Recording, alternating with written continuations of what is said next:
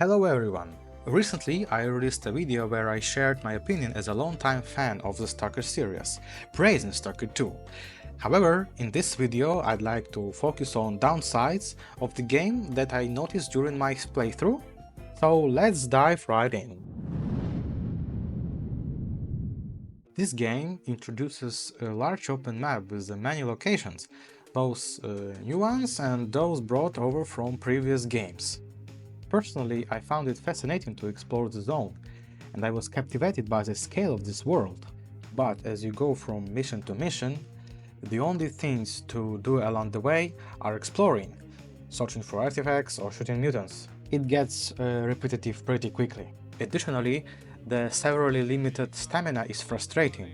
You have to stop every 20 seconds to rest or drink an energy drink.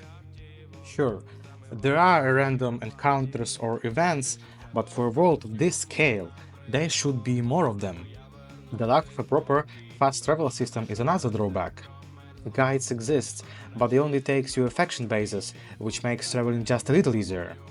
The distances in the game are massive, and a significant amount of time is spent just running back and forth. In S.T.A.L.K.E.R Call of Pripyat, for example, the stalkers could take you a month anywhere for a small fee. That feature is sorely missed in S.T.A.L.K.E.R 2. For such a massive world, the game has surprisingly few side quests. The only real motivation to explore is to find and clear stashes.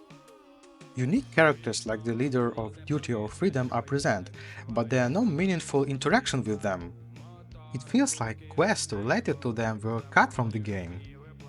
I really hope additional side missions will be added in future DLCs.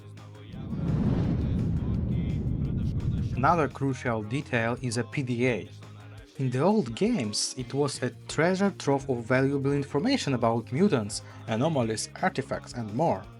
In S.T.A.L.K.E.R 2, many new anomalies and artifacts have been added, and even for experienced players, a function to gather and store information in the PDA would be immensely helpful. For newcomers who are playing S.T.A.L.K.E.R 2 for the first time, this would be indispensable. The feature could be tied to dialogues with other stalkers, who could share useful information, where to find artifacts, how to deal with mutants, or which interesting places are worth visiting. In previous games, there were even quest lines dedicated to hunting mutants. Something like that is definitely missing in S.T.A.L.K.E.R 2. Now let's talk about the story and characters. Spoiler alert! If you don't want to hear any spoilers, skip ahead to this timestamp. In the story, Skiff enters the zone to earn money to replace his apartment, which was destroyed by a mysterious artifact that flew into his kitchen. But through the series of events, he becomes involved in the overarching plot. We know that Skiff has a military background, which explains his ability to shoot, fight and handle any weapon he picks up. However, despite being new to the zone, he acts like a seasoned veteran right from the start. Yes, he's given a brief introduction to anomalies and mutants, but for a beginner, both as character as a player, there should have been more tutorial moments. If we talk about Skiff's ending, it raises many questions. By getting into Kaimanov's capsule, Skiff connected to the noosphere and becomes the master of the zone, creating similar zones all over the world. This decision is baffling, as the zone destroyed his home, and now he's dooming millions of people worldwide to suffer the same fate. I didn't notice any motivation for this action in the story. It would have made more sense for him to destroy the zone entirely, so that no one else would fall victims to its influence. The unfinished stealth system is another issue.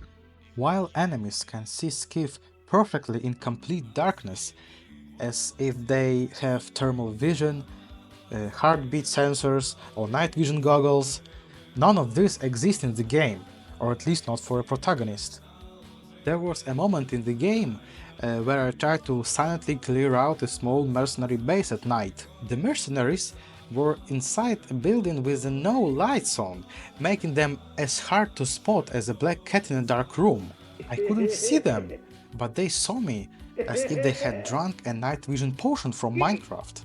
In a game where night lasts as long as day, 24 minutes, it's strange that a stealth system isn't more developed.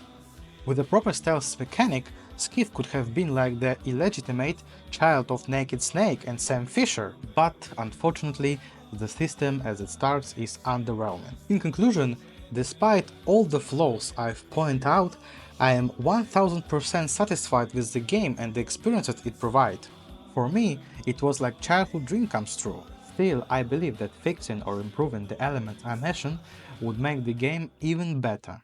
What do you think about all this? Let me know your thoughts in the comments. Also, don't forget to subscribe to my channel so you won't miss any future videos. And if you'd like to support me financially, check out my Patreon. The link is in description as always.